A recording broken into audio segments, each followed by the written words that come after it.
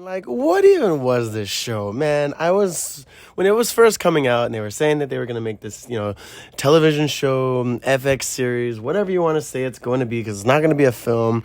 I was excited. I was like, all right, let's see how they're able to do this, how they're able to break down into multiple episodes, how many episodes are going to feature a xenomorph, how many kills will be on screen, because there's a lot of things you expect from an alien movie. So if you're going to make it into a series, you got to make sure that they exceed those expectations, because it's going to be going on for a little bit longer. And if every episode is like 45 to 50 minutes, you would expect there to be 3 movies worth of stuff that goes on within this series to enjoy. And you know what? I don't think it did that at all. And only being that there was 8 episodes, I don't really care if they make a season 2 or not. Maybe I'll watch it, maybe I won't. I'll probably watch it because I am an Alien fan, so I will watch anything that comes out from Alien, but doesn't mean I gotta like it. But man, this show had such a strong beginning, such a strong premise to stand on, that once it got rid of those initial problems, it all just became a drama, like an unnecessary childhood coming of age drama. And it's just, from the first episode to having the ship land on Earth, and the main guy on the ship, whoever the black character's name was, I don't even remember. I don't remember anybody's name, honestly. But the black guy that's an android, but he's also human, half and half. He comes out and he's like, all right, I got to round up these creatures because containment has been breached, and after this crash, I got to make sure that nothing gets loose because it all belongs to Weyland-Yutani. Fine, superb. That'd be a great premise for a film, for a standalone alien film where a ship crash lands with all these creatures in a different specimen and androids and synths having to clean it all up. I mean, it was a great idea to be like, oh man, all right, yeah, let's see some synths and the good side of synths, the synths that are like, working for Weyland-Yutani and no one's actually in their way, right? Like there's no casualties that have to be made because everyone on the ship is already dead. And then the minute they get off the ship, the minute they contain everything, the minute they bring everything to this boy genius's lair, it just kind of went all downhill for me. But the main plot of the story actually is that this boy genius was able to make these hollowed out synths to be able to put the consciousness of a human being into the synths. And of course, they use children. They use these kids that are all messed up in some way, whether they have diseases or they're wheelchair ridden or they have cancer or whatever it may be. And they put their consciousness into a synth where they can now not only live forever, they can have super strength, they're super smart, and they can integrate into almost any electronic component, as it seems, right? And it's just like, what? I mean, all right, fine.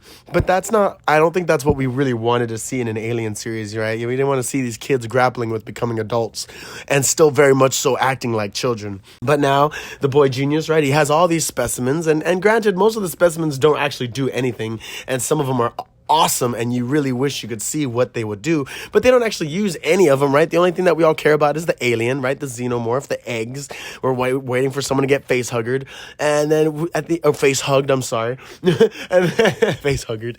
And then you have like the little eyeball creature, right? The little eyeball creature is amazing. Like we all wanted to see him do some crazy shit or get integrated with someone who is actually alive and smart and not dead or dying.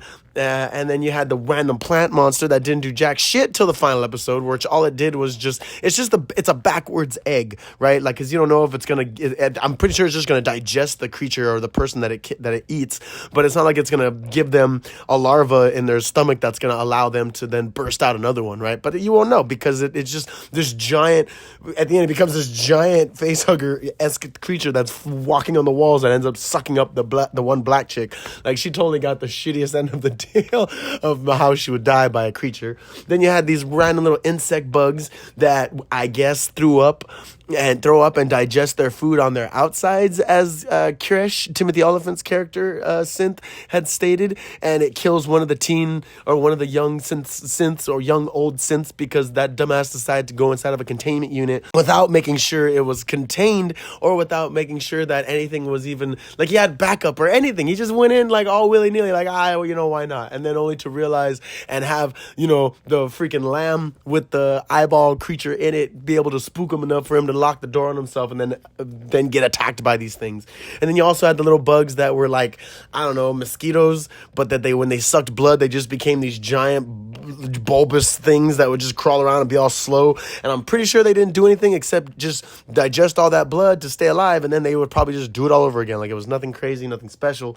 And it's just, it was weak. It was so lame that they just didn't really do anything with anybody. They just had boy Cavalier, boy genius just argue with Weyland Yutani and the granddaughter of the owner of Weyland Yutani or whatever. And the black guy turned out to be like her mole in this expedition that was going out to find these creatures. And, of course, I'd rather even see a movie on how all these creatures were obtained, where all these creatures were from. Are there more of them? Are there worlds out there inhabited by these creatures? Like, I mean, why wouldn't that be way more interesting of a premise than just seeing them be contained half the season only to break out sometimes and do some shit only to be contained again, right? I mean, it was just so unnecessary. The creme de la creme is the fact that, main character, our actress Sydney Chandler playing Wendy, who was the first consciousness to be put into a synthetic body. She ends up being able to somehow speak to xenomorphs, right? She's so smart that she is able to decipher a alien language in her mind and be able to actually speak to a xenomorph. I mean, I call BS. I call such BS. It was just so dumb. And she's over here like playing hide and seek with everybody and telling the xenomorph to go hide. And then when she needs it, she'll have it come get her and protect her. And it was just whack. Like, everyone's making all these funny memes that she just wants to get her alien thing on. She see all these memes where she's laying in bed and the aliens like crawling at the bottom of the bed. And it was just so dumb. It was so dumb. They've made this franchise a laughing stock. I wasn't a fan of Prometheus or Covenant. Romulus had nothing good or great to bring to the franchise. And now this show that had so much hype ends on such a cliffhanger that where everybody is evil. No one is good. All of the people at Boy Genius's place are all synth under his control, even though they don't seem like it and they act like they do whatever they want. They really can't. And then it turns out that Wendy and now her ragtag misfits of consciousness put into these bodies that are all they're all dramatized up into the fact that they realize now that they are being controlled and they realize they are property of this company. They are now like, oh, we're going to rule the world. We're going to use our xenomorph to make more xenomorphs and probably kill thousands of people just to be able to create more of them because we can all speak to them and she can now teach them all to speak to them.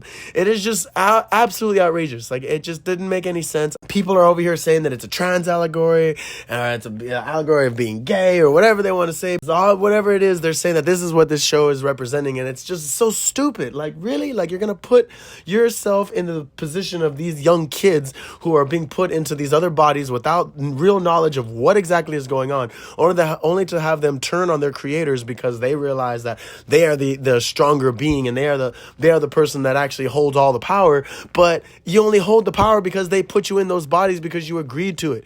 You agreed that your body was dying and that you needed to put yourself in something that would sustain you. Even though that something was owned by someone else, it wasn't yours. You didn't make it. You chose, I guess, what you wanted to look like, but they based it off of what you could look like when you got older.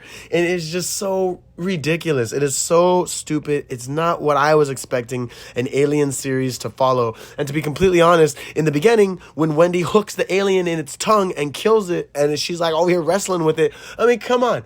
These aliens move so fast and they're so versatile that there's no way she could have been able to do that. And later, when she all of a sudden is like controlling it and it's doing all this shit for her, it's like, you don't think at one point that alien might have been like, hey, you're kind of like me. Or I'm kind of like you now. I don't want to be controlled. I want to be who I am and do what I do. I'm not trying to have someone control me and make me do this or that. But, I forgot. These aliens didn't want to be here. They didn't want to be controlled, contained. So it's completely up to them to be able to do whatever they want. I mean, for fuck's sake, the alien eyeball should have integrated in with Boy Genius because he was crazy and he knew that there was there was nothing left to lose. He should have been the one to integrate with the alien.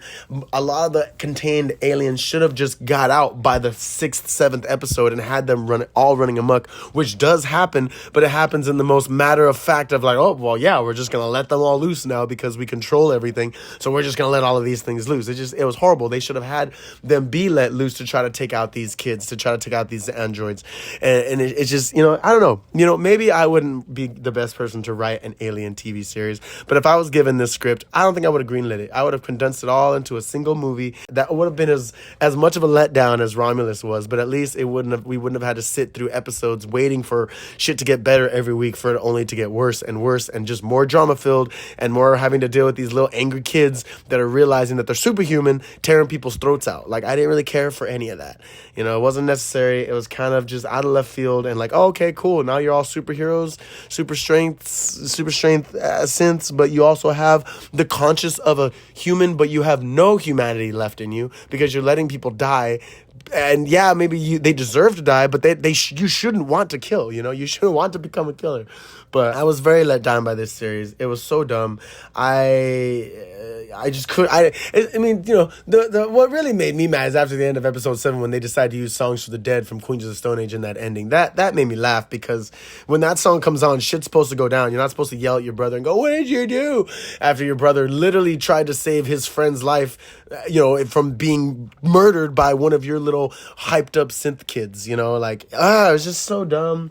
So dumb. I hope they don't get greenlit for a season 2, because I hope the lovers of the Alien franchise just say, you know what, nah, we don't need this. We're good. We'll wait another couple years for a movie to be let down with instead of this shit. You know, the fact that the eyeball got into the dead guy at the very end, it's like, come on, the alien is a little alien creature, but like, this guy's been dead for a while. He's been drowned. His body is mush on the inside. There's no way this alien can not only use him properly to walk around, but B, there's no way it's going to get any smarts from him, because his brain has to be mush. You know, this alien isn't about, it can't be about, you know, putting cells back together and putting a brain back together to be able to get everything it needs from it. If it would have went to the boy genius, at least the boy genius could have escaped. He could have been having, you know, talks like in the anime Parasite. It could have been like in Parasite where Migi getting in with the Sunichi. It's like, you know, they're becoming one being, they're living together, but in the end, like, one of them will prevail, because that's how biology is going to have to work.